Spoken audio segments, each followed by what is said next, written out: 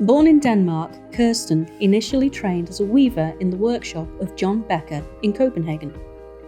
After moving to London in the 1960s, she worked restoring antique tapestries, and since the 70s, she has been designing, weaving, and exhibiting her own work, which can be found in collections around the world.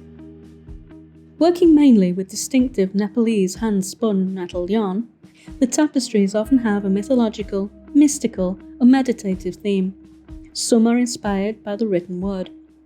Her weaving techniques are simple and traditional, the long, slow process being important to the development of each piece, the aim being to produce a strong, contemporary, thought-provoking image, sometimes with a dreamlike quality.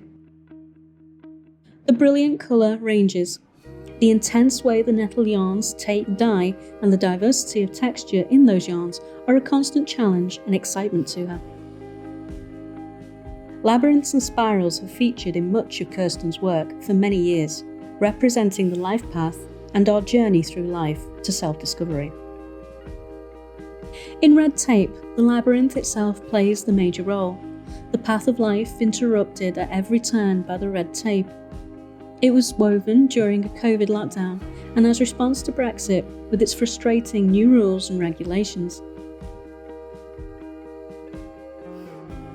It is good to see work that moves beyond the bounds of the edges of the weaving.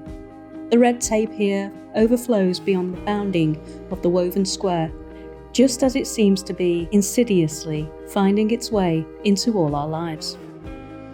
We were honoured to have Kirsten as a juror for Heallreaf 2 in 2017, and she currently works from her studio near Bath in the UK.